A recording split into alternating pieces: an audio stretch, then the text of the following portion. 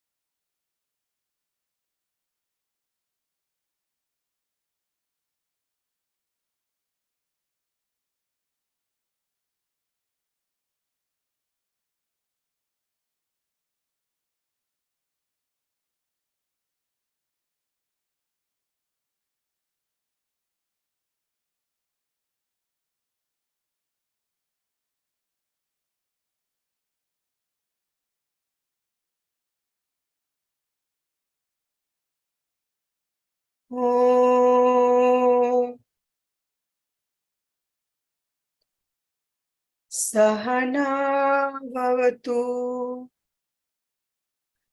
Sahanau Bhunaktu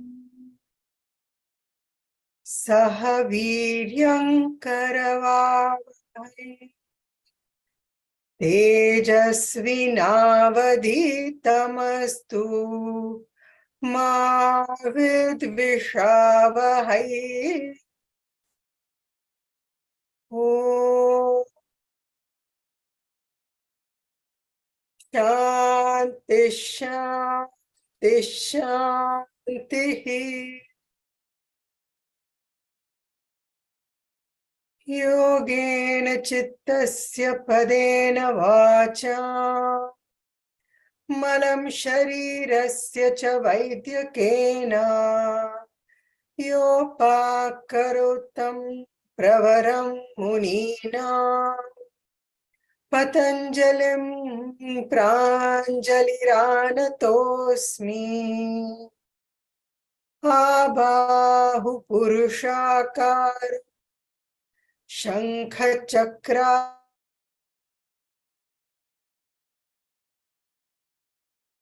Shvetam Pranamami Patanjalim Shrimate Anantaya Nagarajaya Namo Namaha.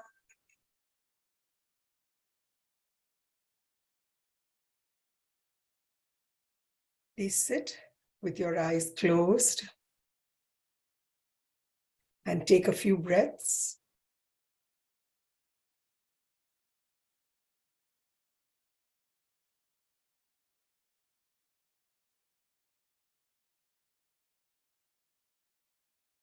When you are ready, please stand up on your mat. We will begin today's session with a practice.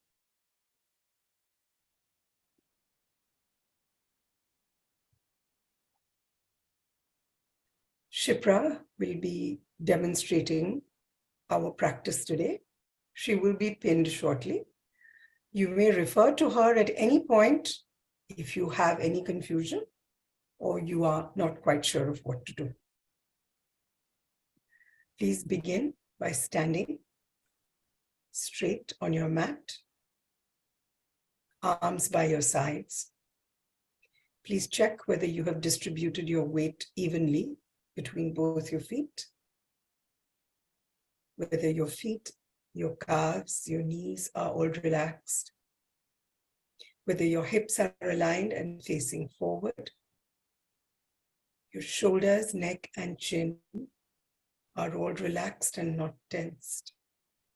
Your head is just slightly tucked down, arms by your side.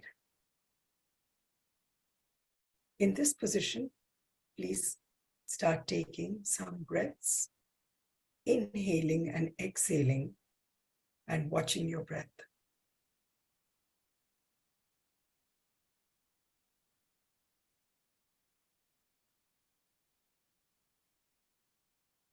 Please place the palm of one hand on your navel, and on the next exhale, please chant Om loudly with your focus on your navel. Please do this for 2 breaths.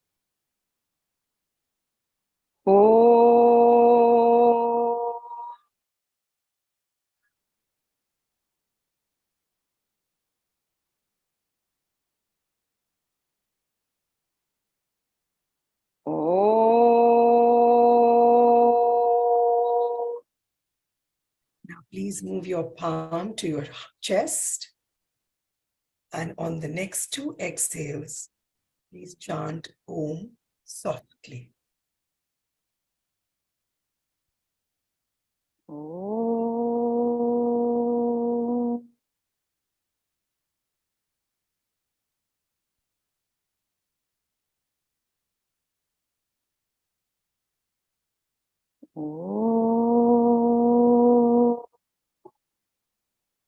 Now, please move your palm to your throat. And on the next 2 exhales, please chant Om in your mind silently.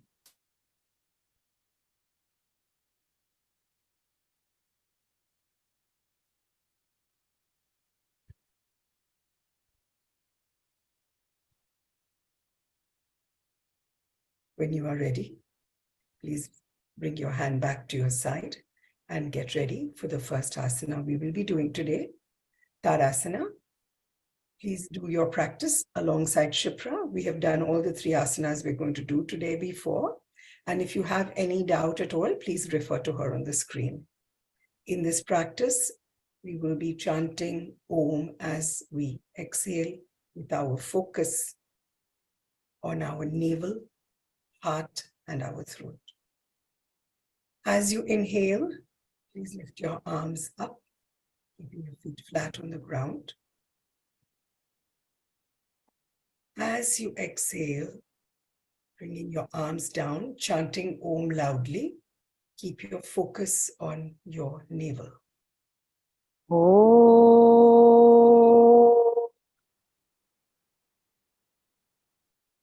Please repeat this one more time.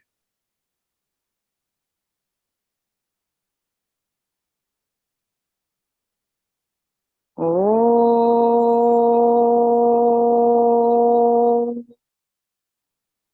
the next 2 repetitions, please shift your focus to your heart and chant softly Om on the exhale.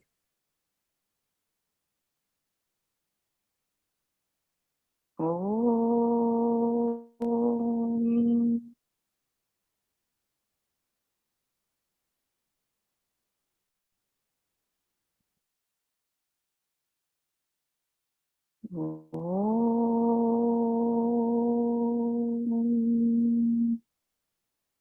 the last 2 repetitions, your focus will be your throat, and you will chant this silently in your mind.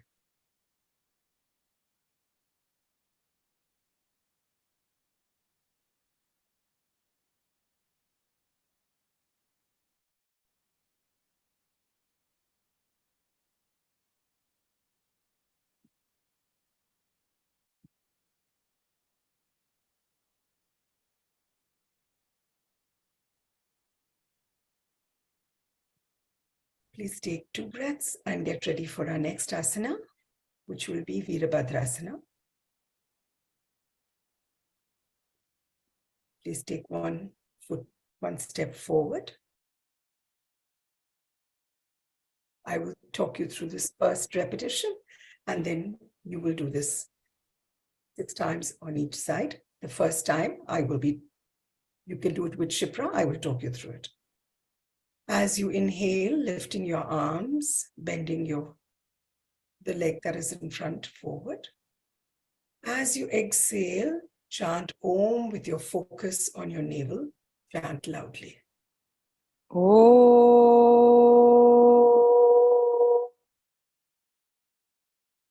Repeat this one more time.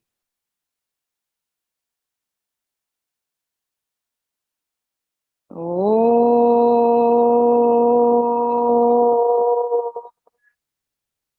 For the next 2 repetitions, your focus will be your heart, and you will chant softly Om on the exhale.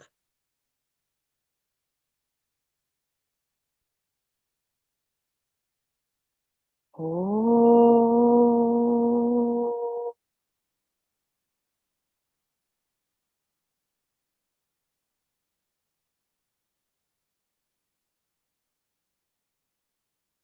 Om.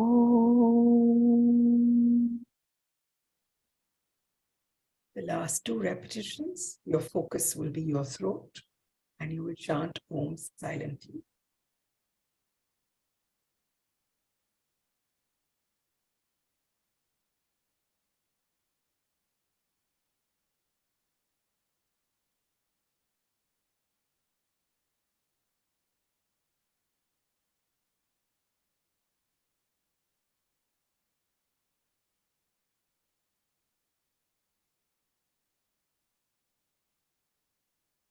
When you are done, please step back and repeat all these 6 times with the other foot, with your focus shifting from your navel to your heart to your throat, loudly, softly, and silently chanting.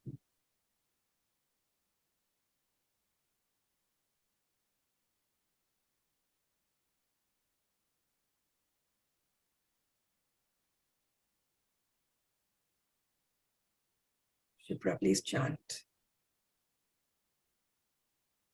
Om.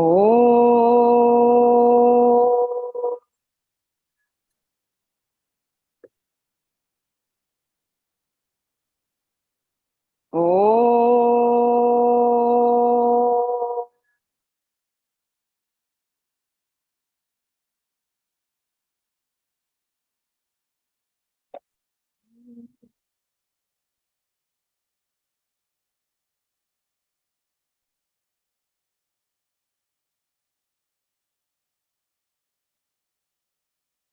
Om.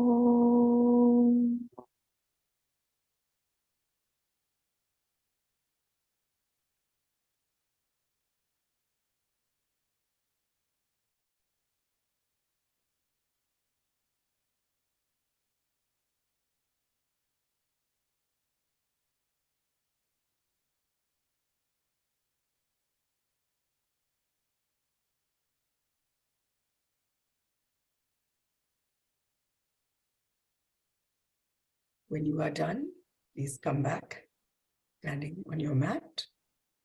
The last asana we will be doing today is Uttanasana, a forward bend. If you need to use something to help you to feel the posture in its completion, please do so. You will follow the same instructions of chanting Om loudly, softly, and silently on exhale, with your focus being your navel, your heart, and your throat. As you inhale, lift your arms until they are above. As you exhale, bending forward, focusing on your navel, please chant Om loudly and do this twice. Om.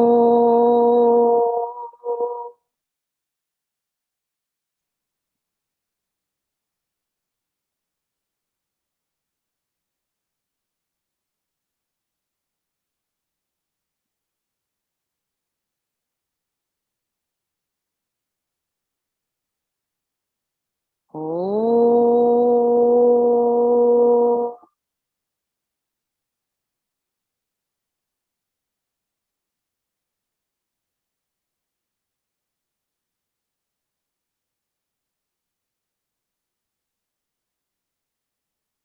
The next 2 repetitions, your focus will be your heart and you will chant Om softly on the exhale. Om.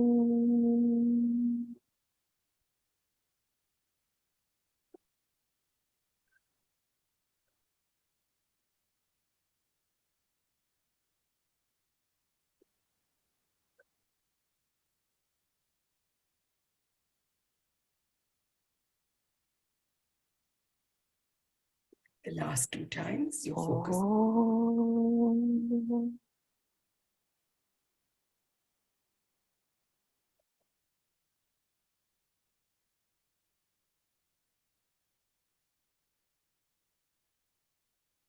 The last 2 repetitions, your focus will be on your throat and you will chant silently in your mind.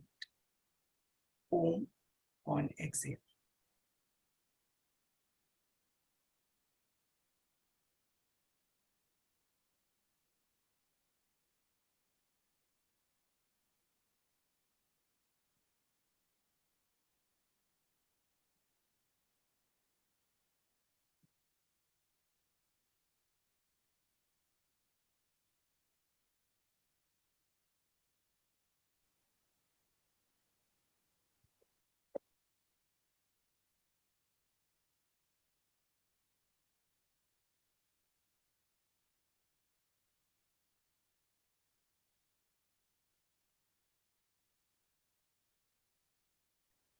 When you are ready, please sit down, either on the floor or in a chair, whatever is comfortable for you. And please check whether your body is relaxed, your shoulders are relaxed, chin is relaxed, your arms are on your knees or your thighs.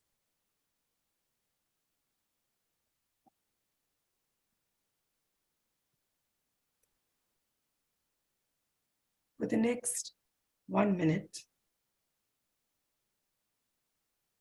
please breathe consciously with your mind on your breath as you inhale. And as you exhale, please chant Om loudly, keeping your focus throughout on your navel. Please breathe at your own pace. Inhale, and as you exhale, chanting Om loudly.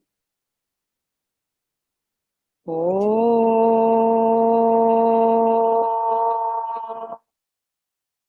Keeping your focus on your navel.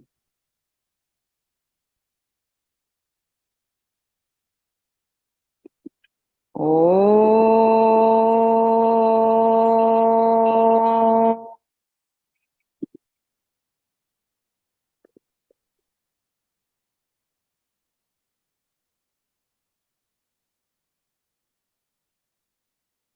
Oh.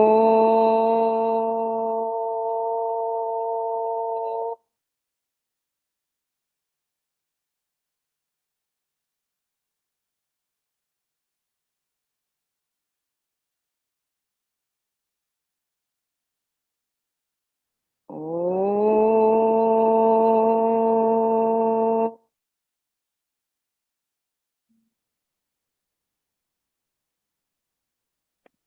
Now, please shift your focus to your heart, chanting Om softly on every exhale. Please breathe at your own pace. Inhale and exhale. Oh. Keeping your focus on your heart, chanting Om softly.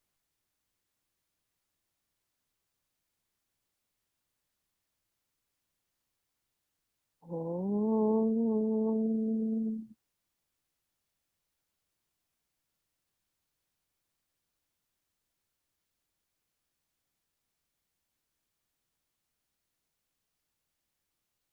Oh.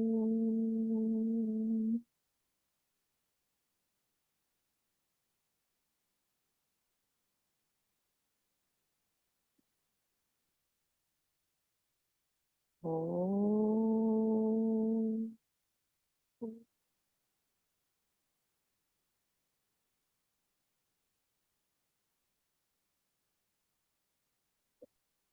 From this breath onwards, shift your focus to your throat and chant Om silently in your mind.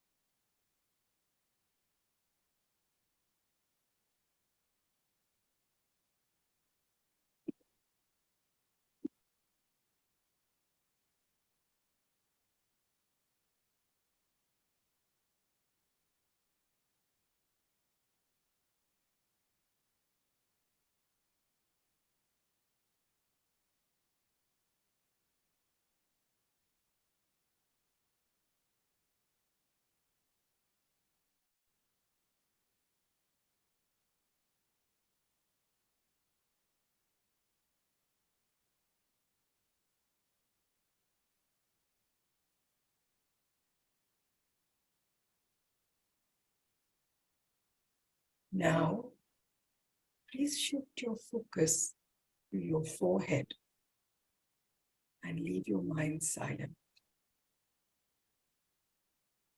Just concentrate on your forehead and breathe.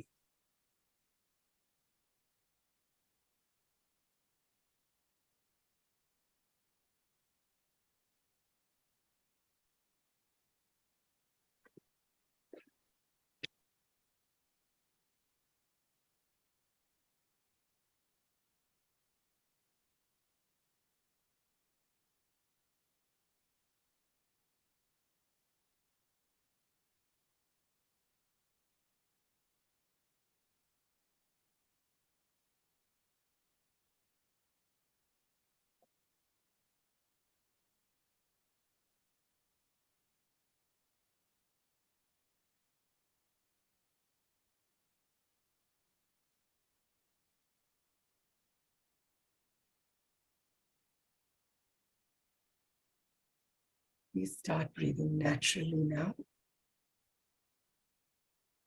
allowing yourself to come back to your normal state. If anything occurs to you, please feel free to journal it and share in the chat so that we can all hear from one another what the experiences was. Thank you, Shipra.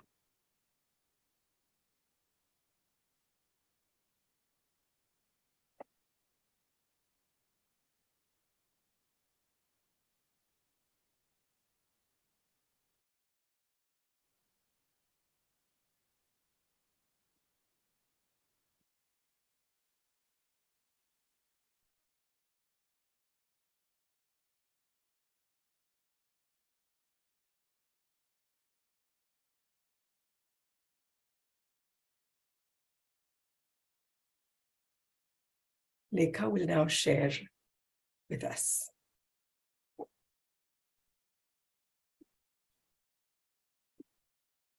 I'll just give a minute for all of you to share on the chat any insights that you may have had through the practice.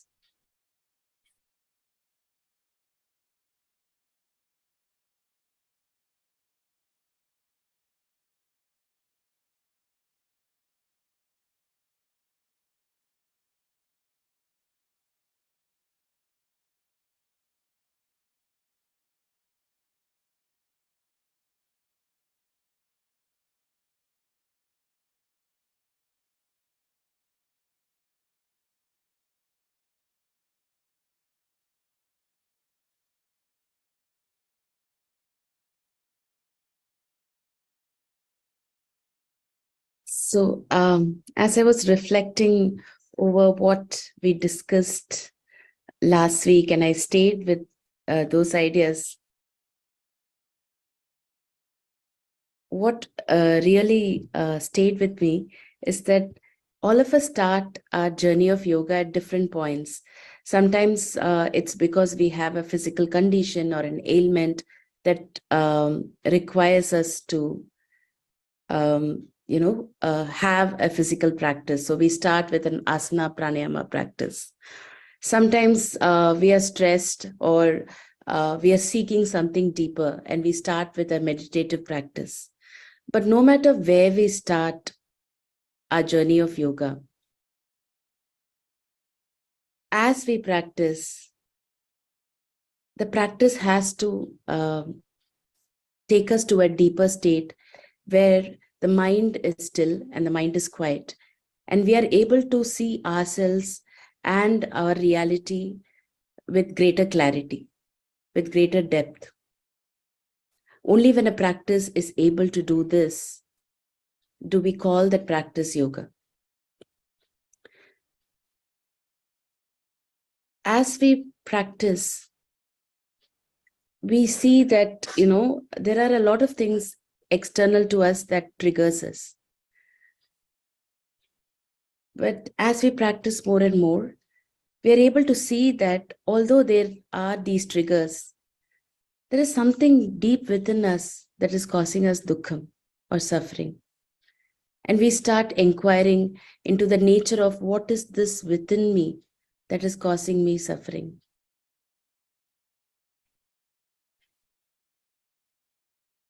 And as we hold on to this inquiry, as we stay with this inquiry, we are able to see that within us there is a tendency to desire that which causes me pleasure. There is a tendency to avoid that which causes me pain. There is a certain attachment to who I am. There is a certain idea of this is who I am, and there is a certain attachment to this idea. There is a fear that what would I be if I was not this? And underneath all of this is not knowing who I truly am, not knowing my true nature. So these are the kleshas. And we see as we practice and as we start looking deeply within us, we see these kleshas in action. Raga, dvesha, asmita, abhinivesha, and the mother of all, avidya. And as we continue to watch this interplay of these forces within us, we get in touch with this subtle energies of raga, of sattva, of rajas and tamas. Rajas, the energy of action. Tamas, the energy of heaviness. And then sattva, the energy of lightness, of lucidity, of clarity. And we start seeing how, based on which guna is dominant, we tend to respond to the world. And then as we continue to stay with the practice, we are able to see that when we do an asana practice that is so deep that we are connected to our body, to our breath, and the mind is anchored in the body and the breath, we are able to see that the rajas within us comes down. As we do pranayama and the breath becomes subtle and long and extended, the mind slowly falls into a state of quiet, of calm. And we are able to see or sense that the energy of tamas comes down.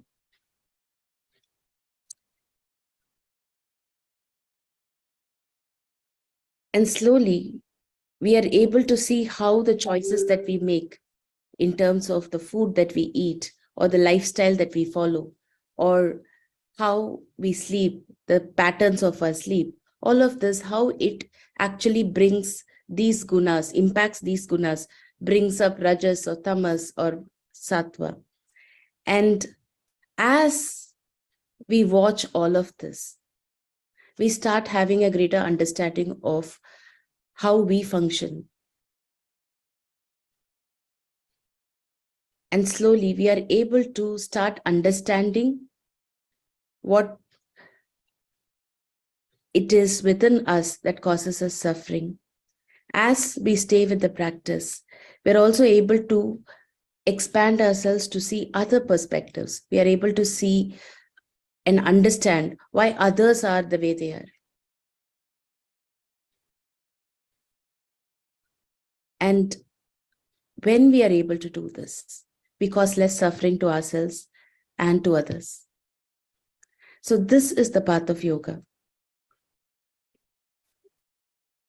So yoga is all those practices that help me to go into this state of quietude, from where I'm able to watch myself and others without judgment. So beyond judgment, from a deeper space, I'm able to observe and understand and then respond from that space. Today we are going to look a little more deeply at this idea, and I'll look at little more deeply at the idea of the mind. So I will hand it over to Saras.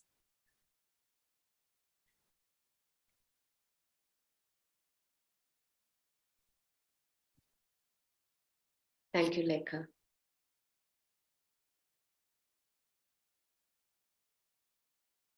We started with the prayer. Yogena chittasya padena vacham. Yoga is for the mind.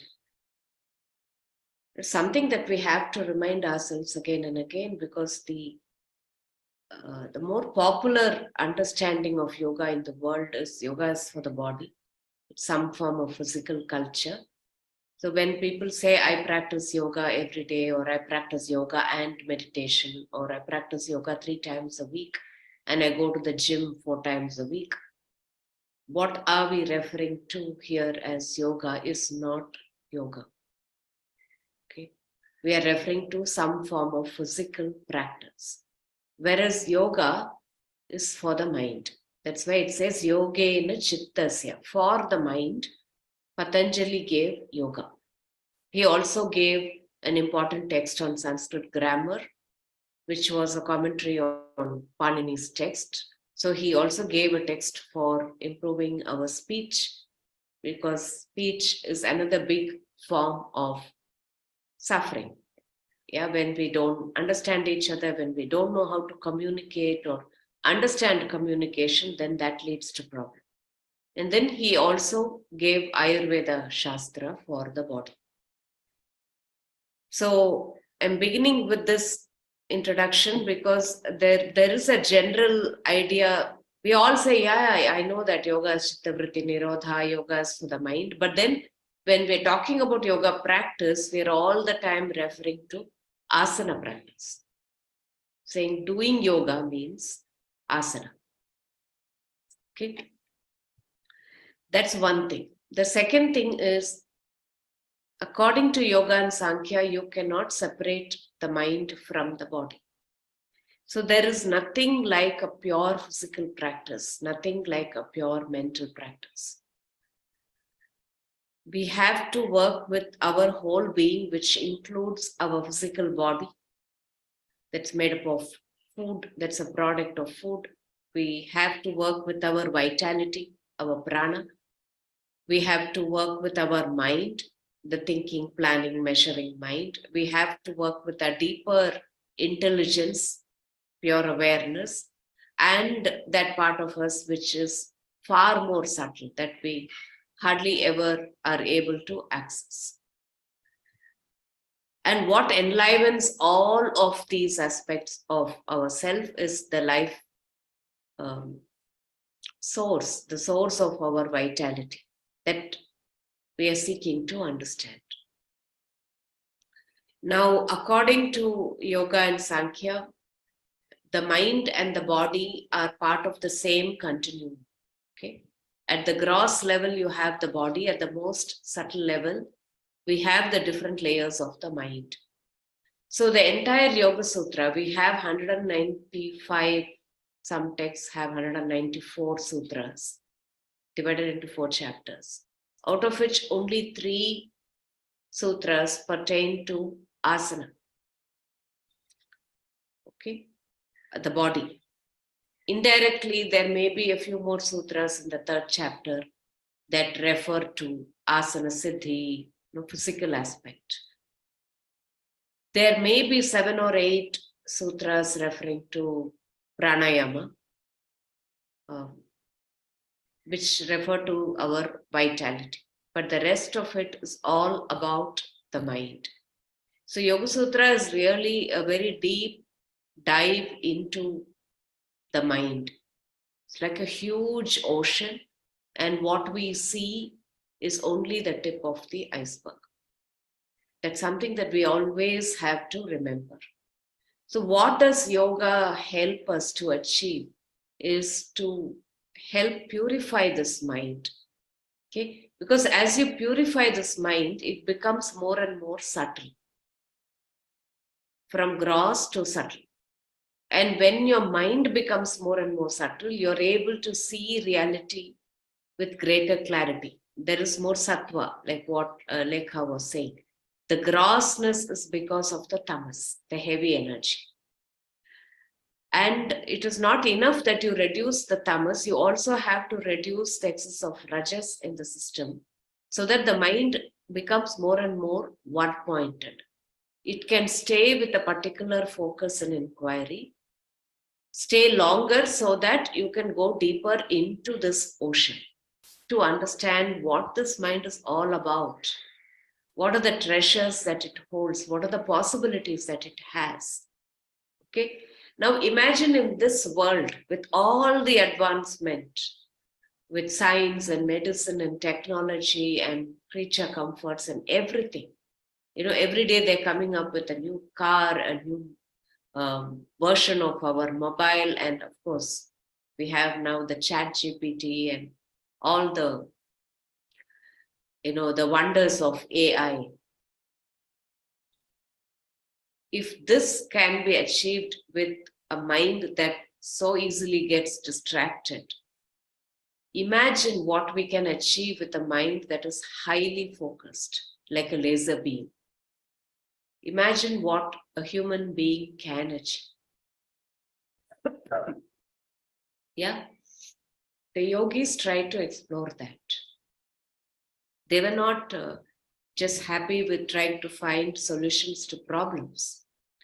They wanted to really understand what can one do with an extraordinary mind, with a mind that is completely pure, and it can become so subtle that it can reflect to us reality as it is. So we understand reality perfectly and respond to it appropriately. And that is living a life that is dharmic, doing the right action at the right time in the right manner. Okay, the rest of the time, what we call dharma that we try to follow is something that is laid down by society.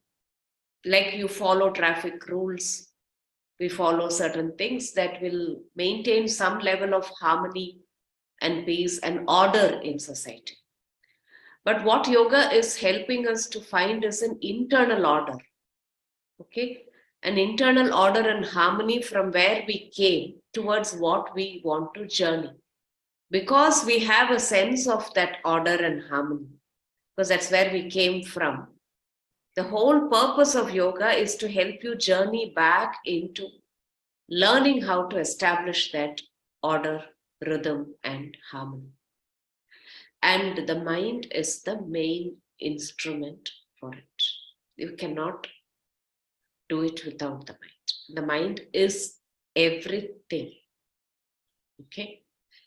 Like right now, whatever you are experiencing, this reality, what you're listening to me, what it brings up in your memory, what kind of imaginations are coming up in your mind.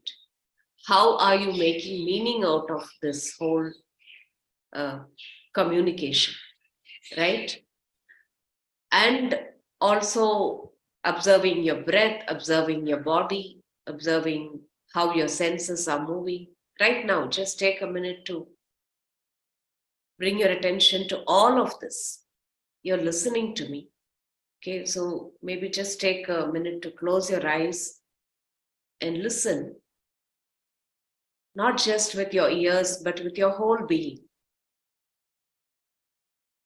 And as you listen, just bring your awareness to your breath and start breathing in and breathing out deeply.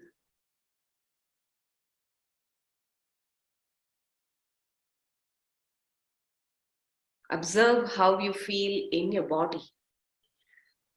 How is your posture? Feel the breath filling in the body and emptying out the body.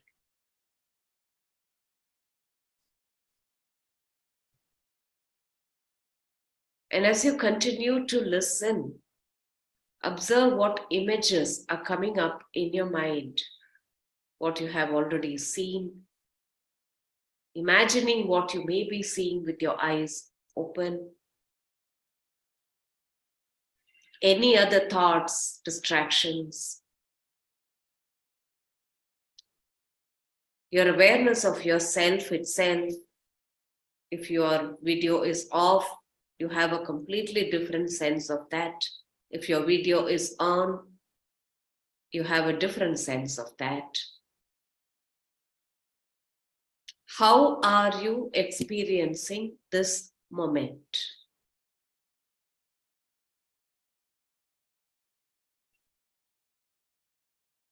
Is your mind coming up with a phrase? Is it saying, I'm feeling calm, I'm feeling relaxed, I'm curious, whatever that might be. Right now, this is the experience of this moment for you. And each one of us will have a very unique way we experience this reality. Just be here for a few seconds with your eyes closed.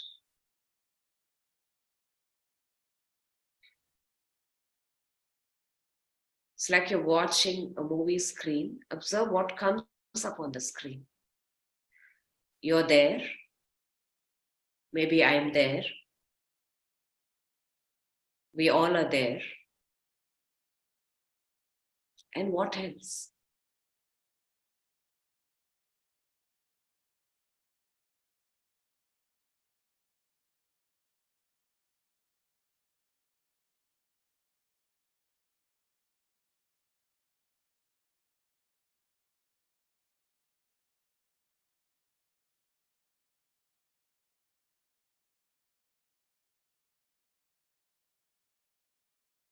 Okay, now you can open your eyes.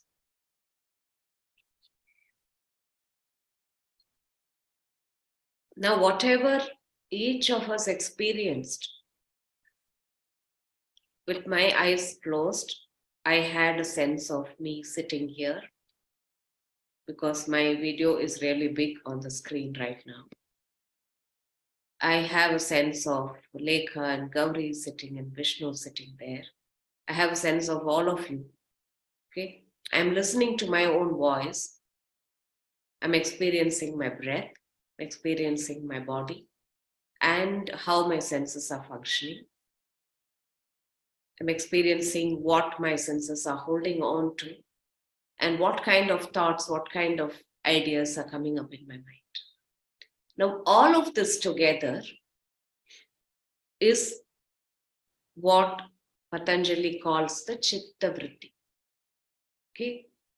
Any moment, my experience of reality is simply my Chitta Vritti. It's a very simple thing, but very, very complex, because the Chitta Vritti itself is very complex. So all that Patanjali is saying is, you may be thinking you're experiencing nature, you're experiencing some problems in life, you're experiencing another person's actions, but really what you are experiencing in any given moment, when you are not in a state of yoga, is your own Chitta Vritti. Chitta is the mind, vritti is the movement or the transactive nature of the mind. So whatever the mind is projecting in the form of chitta vritti is what we understand as reality. And we simply respond to it. And we don't respond to it freshly. That is also the problem, right? If every time my chitta vritti projects something and I'm able to respond to it with a fresh mind, that is very different. But I respond to it through habit, through my own samskaras. Okay, so I'm habituated to have my mind project certain chitta vrittis all the time in a certain way. That's why I see myself in the same form over and over again. And I also see you in the same form over and over again. And I respond to that habitually. So unless we understand the mind, we cannot really change the way we experience our reality, which is moving from sukham to dukkham, dukkham to sukham. We are constantly moving. So Patanjali says, understand your mind. If you know your mind better, then you know how to clean it. Once you learn to clean it, you keep cleaning it. It's a lifelong process. Okay. And you have to know how to do that. It's not like you have a broom or a vacuum cleaner and you can clean your mind. You need other instruments. You need instruments which are far more potent, powerful, because they have to work at a very subtle level. It's like you're doing a surgery. You need instruments, you need to know how to use them. It's not a technique, it's a practice. It's something that we have to do over and over and over again, and we get good at it. We get better and better with it. And then when the mind becomes clear, quiet, then it can reflect reality with less and less chitta vritti. When the chitta vrittis come down and they don't interfere with your perception, they don't interfere with your response and action, then you are getting closer to yoga. Okay? If you are listening to this idea of chitta vritti for the first time, then it can be going above your head. That's what happened to me for many years until I really began to understand what this is. And I can't claim that I truly understand what this mind is, because every time it throws up something. You know, like just for a minute, if you were to sit down quietly and look at what is coming up in your mind, you know, chitta vritti, it's so hard to even grasp what is really happening. Random thoughts, random ideas, random images. It pulls up a lot of things from the past, brings up a lot of ideas and imagination about the future. And most of the time it is about something else, somebody else, some external situation that we have no idea about. We want to understand what somebody else is thinking. We already think we know what they're thinking and feeling. We tell people, I understand you completely. What does that mean? We don't even understand ourselves. How can we tell somebody, I understand you? We get a sense of what it might be. That's all, right? So exploring the mind requires the mind. That's why in Yoga Sutra, one of the commentaries say that for you to understand yoga, you need to be in a state of yoga, closer to a state of yoga. Otherwise, you cannot understand what the Yoga Sutras say. Not with this mind. So we did look at the different states of mind before. I'm just going to ask Vishnu to post that slide just for us to be reminded of this. Okay.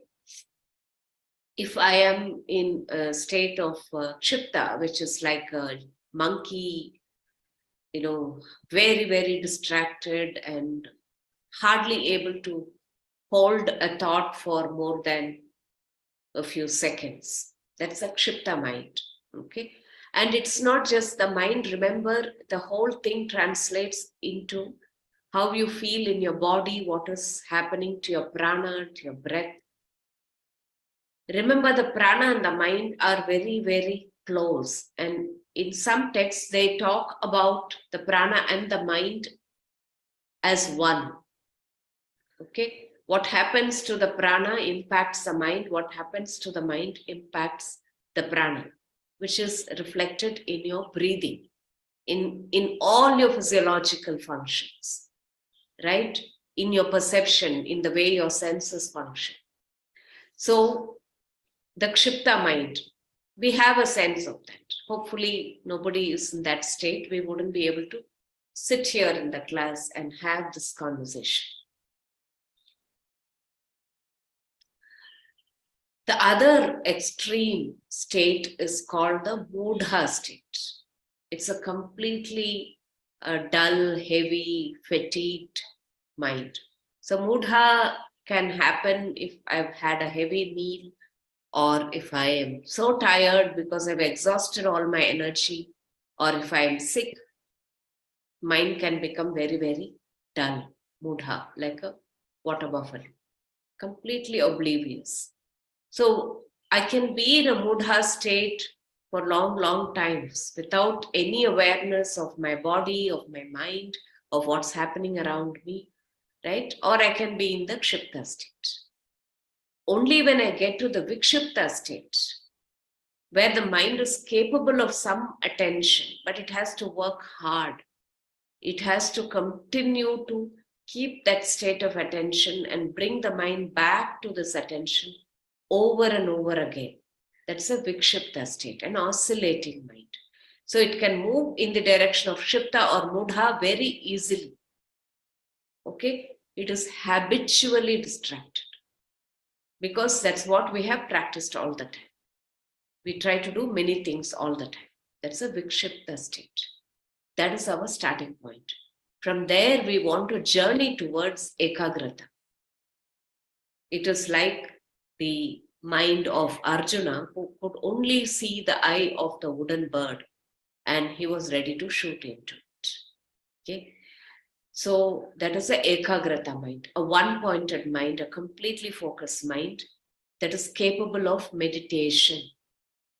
Okay? Dharana, the first step towards meditation, is the Ekagrata state. Now, these are the 4 states, out of which Ekagrata is the only state which is a state of yoga. The Kshipta and Mudha far away from yoga. One cannot even think about yoga. One is not even ready for it. When I'm in Vikshipta, I get interested in it.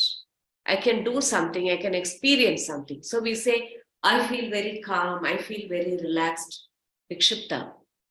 Temporarily, one can feel calm and relaxed after a good asana practice, a good pranayama practice, even after a good meditative practice.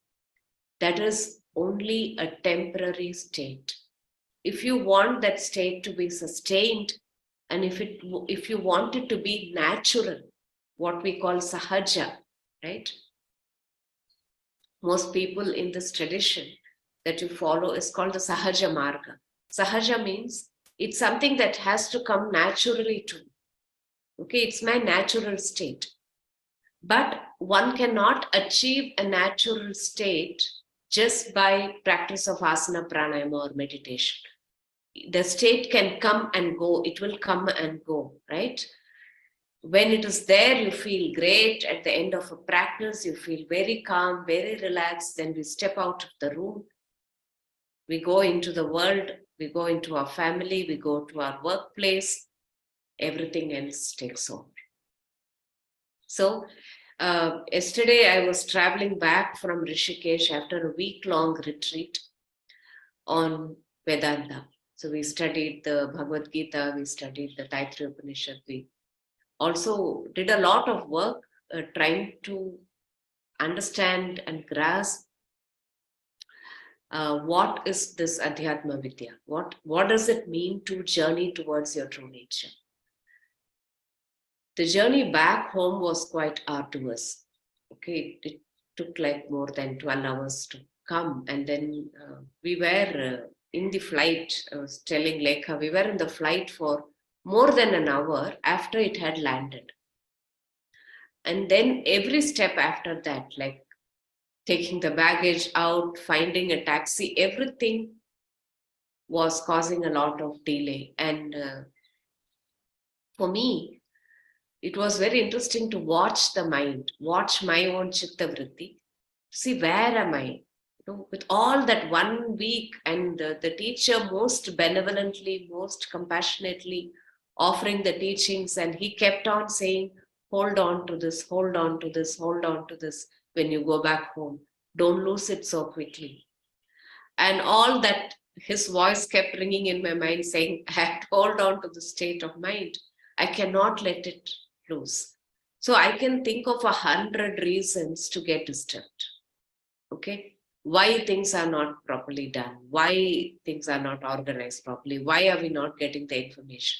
There are 100 reasons why I could let my mind get disturbed, move into the kshipta. And of course, I was already in a mudha state because I was not feeling too well. But I had to hold my mind very quietly so that I can stay with that quietness within me and watch what is happening to my mind. Okay, so that I don't lose what I have gained through this week-long sadhana.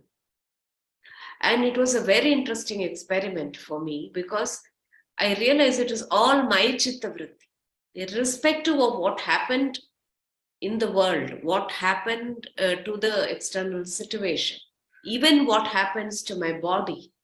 Okay, even what thoughts come up and what conversations I have with my co-travelers. How do I hold this quietness within me? How do I protect it? How do I preserve it? Is completely my practice. Nobody is responsible for it. Okay, nobody can take responsibility for it. Only I am responsible. So if I'm able to hold that quietness, then probably I'm able to journey from vikshipta to ekagrata so that I can come home, have my meal, go to sleep, wake up and be here in front of you. Okay? Hopefully in vikshipta to ekagrata journey and not in kshipta or mudha state. What's the fifth state of yoga? Chitta vritti nirodha. So when one reaches this state, which I don't know, okay, I don't know this idea of chitta vritti nirodha as an experience, except momentary quietness of the body. Okay, the moment I say, oh, my mind has become so quiet, already the vritti of the me has arisen and it has taken over. Okay, then it will pull up all the other vrittis. But chitta vritti nirodha is a state like what you see on the screen. It's like a very clear image. The commentary says it's like a spatika mani, it's like a clear crystal that can reflect reality as it is without any distortion. And when you take that object away from that mind, it will not carry any residue. It will not hold on to any residue. Oh, I want this, that is a residue. Oh, I don't want this, that is a residue. Oh, I am fearful that I will lose it, that is a residue. Oh, I am experiencing this, that is also a residue. Okay, that mind is so pure that it will not carry any residue. That is chitta vritti nirodha. And it is towards such a mind that we are journeying through the practice of yoga. And all of us, every human being, is capable of this journey, has the instruments for it, has the potential for it, but do we have the right state of mind to even begin the journey? And to begin the journey over and over again, because every day I have to recalibrate where I am. Okay, in this pendulum, am I moving in the kshipta state, or am I going towards mudha, or am I really journeying towards ekagrata? So like I said, let us not be satisfied with temporary benefits of yoga. Okay, they are good. They show us that we are in the right direction. They give us peace of mind. They keep us healthy so that we can journey. But any kind of temporary state, let's say, oh, I'm feeling so calm, I'm feeling so relaxed after this practice, I'm feeling so quiet, I'm not getting so angry anymore. Fine, great. But all of this is temporary.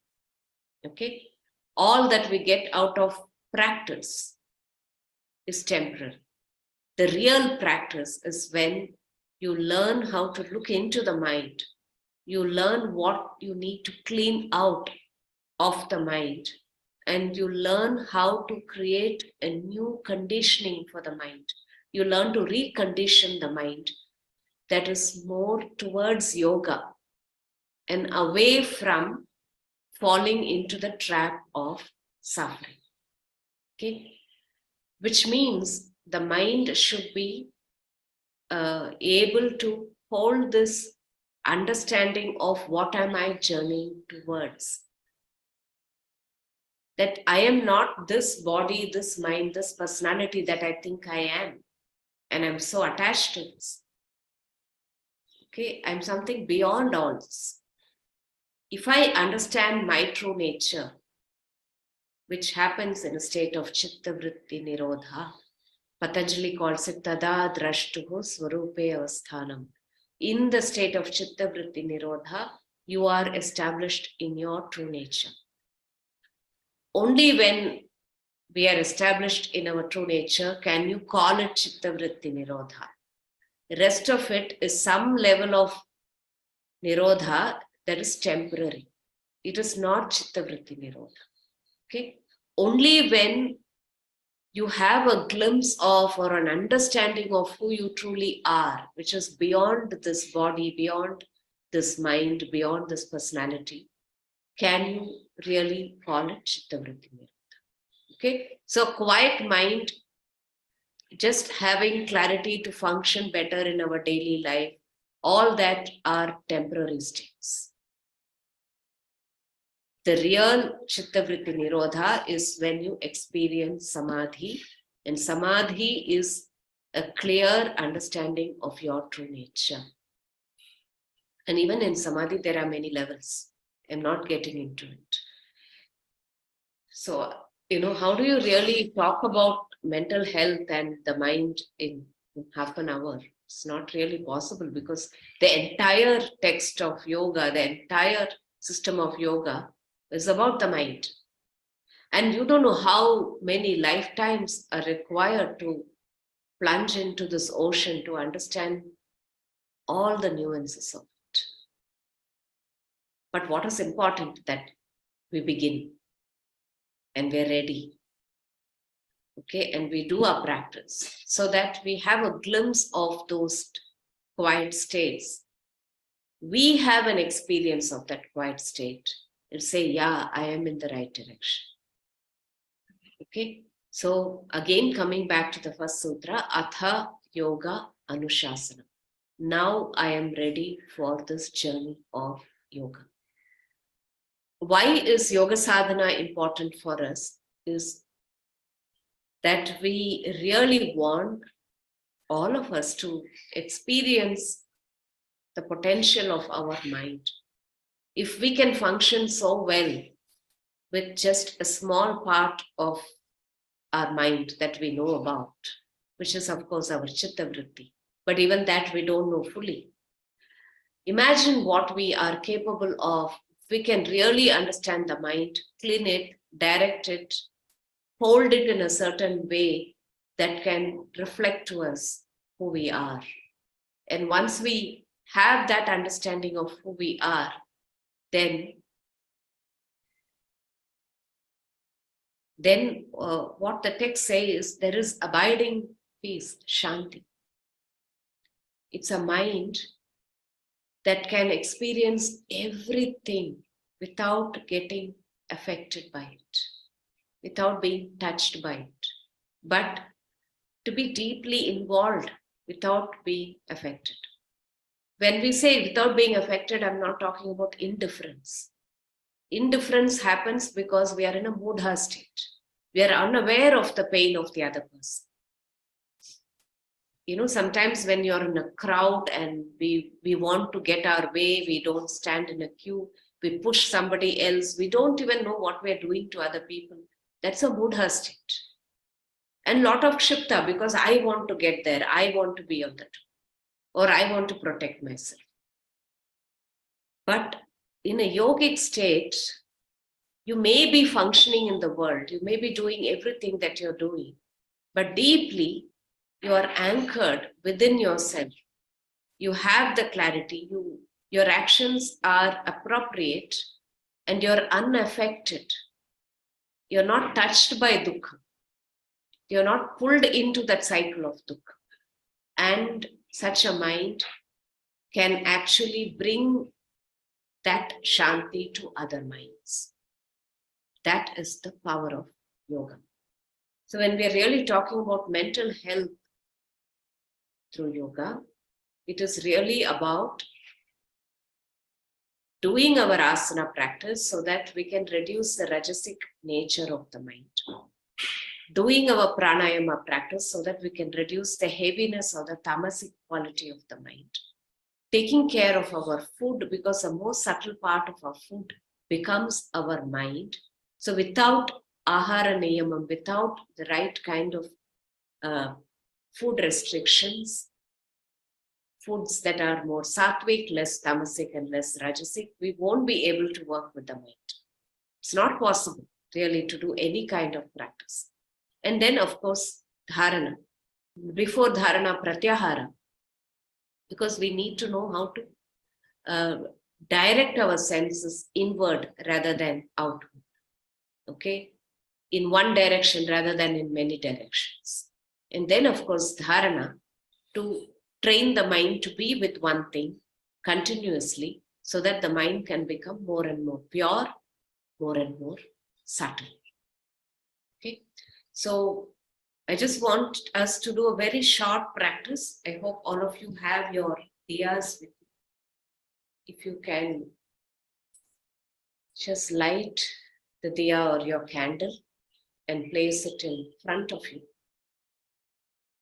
If you want to move a little away from the camera, that's fine.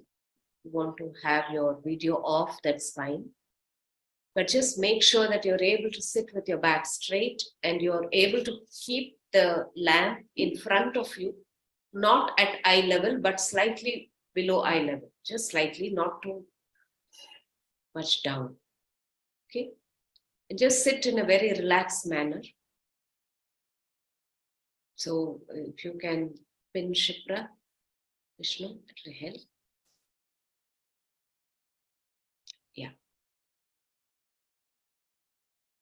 So the background, what you see in front of you is the light. And then behind the light, just make sure you don't have too many things that distract your mind. Okay. So just take a minute to relax your body, bring your awareness to your posture.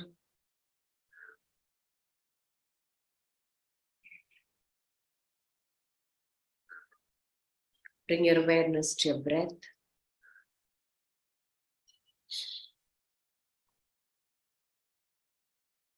I'm just waiting for everyone to get ready.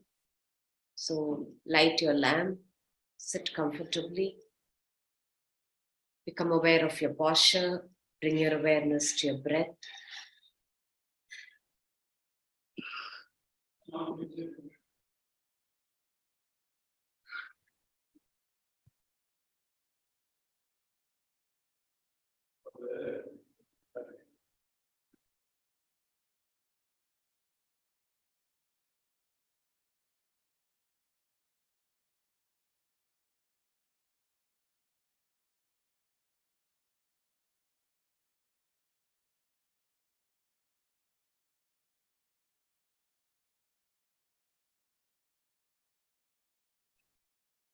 And now direct your gaze to the candlelight.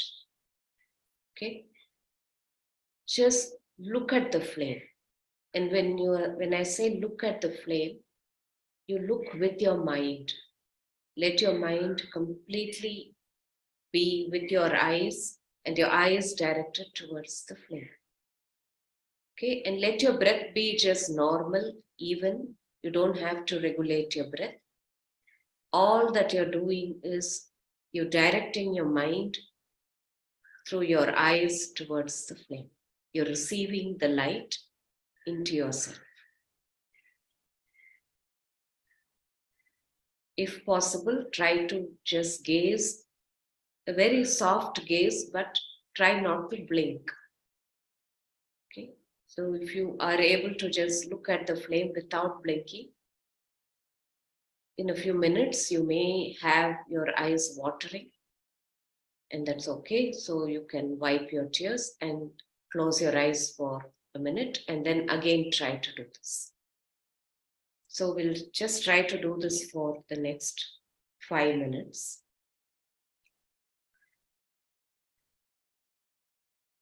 And wherever your mind wanders, bring it back to the flame. You look with your mind.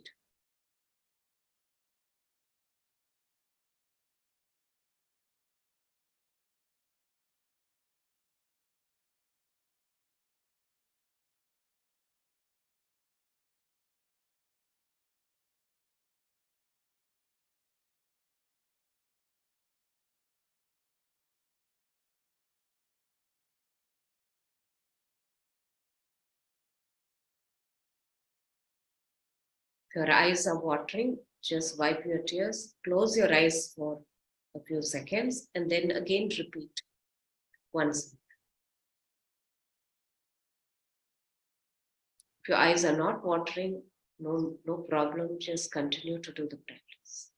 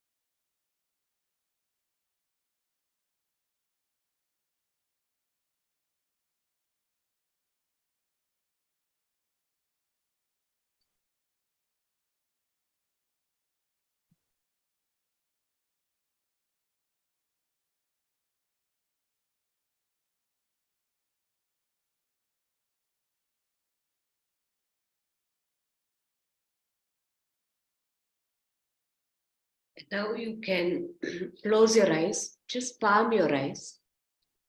You can take off your specs if you're wearing, just palm your eyes.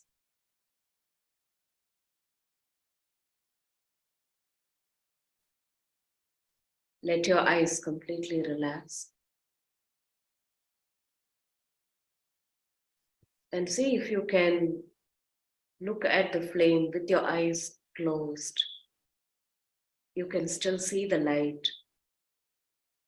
Let it be there and let it fade away. And then you can bring your hands down.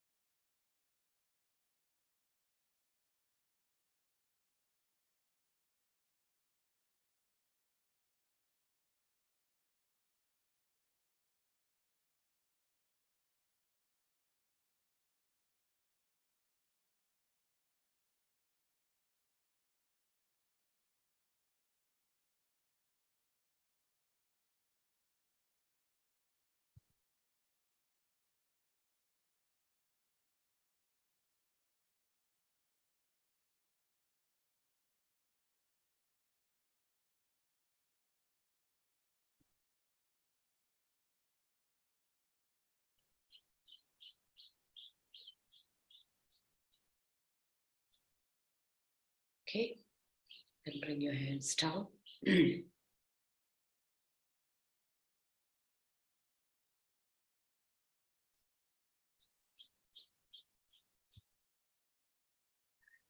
So the practice that we did was a very simplified form of Trataka, which is a purifying technique. It is a Kriya that's given in the Hatha Yoga tradition to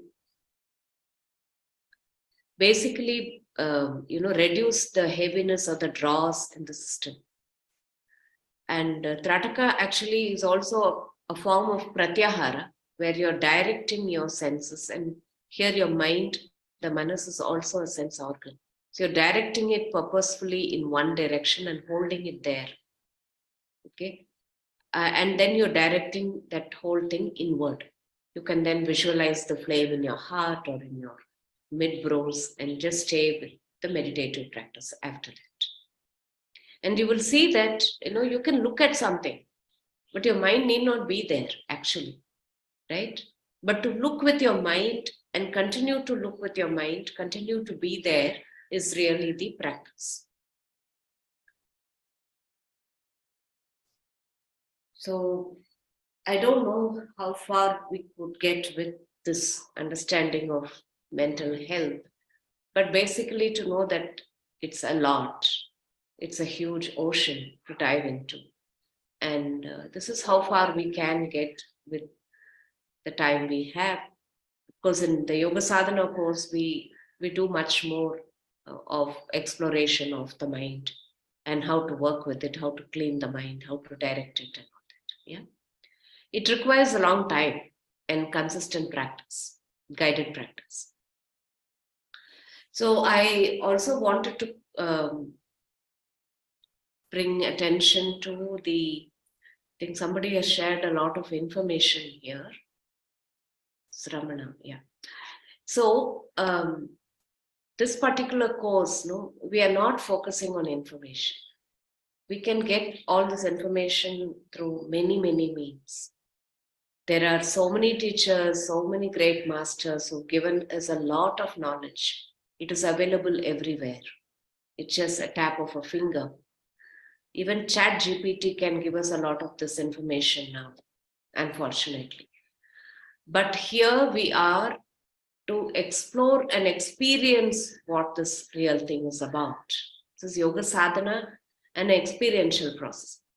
And what I find is a lot of information can actually get you into the Chitta Vritti mode. More and more Chitta Vrittis. Whereas we want to reduce the Chitta Vritti. We don't want to use the mind. We want the mind to become quiet. So less information is more.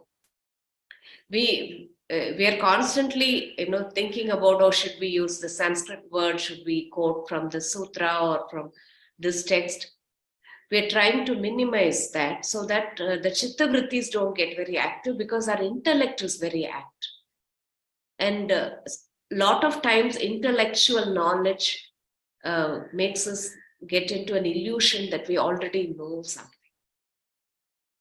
We have to constantly remember that it is only intellectual knowledge, and chitta vritti can only take us so far. Yeah, of course, there are vrittis that will help us to move in the direction of yoga. Knowing this knowledge is useful. But I have to experience what is this vikshipta inside of me. How is the mind jumping and running everywhere, and also trying to be focused? There's one stream here, one stream elsewhere running around, maybe many other streams. That is the vikshipta state. So I have to be able to experience the vikshipta state, say, I know this state. Not just I know it in the textbook. So my suggestion and request will be that we don't get into the chitta vritti mode. I really value knowledge, and I know that people sitting here may have so much more knowledge and experience than many of us have. But we are just here to experience something, okay? Learn something, and learn it through our own experience.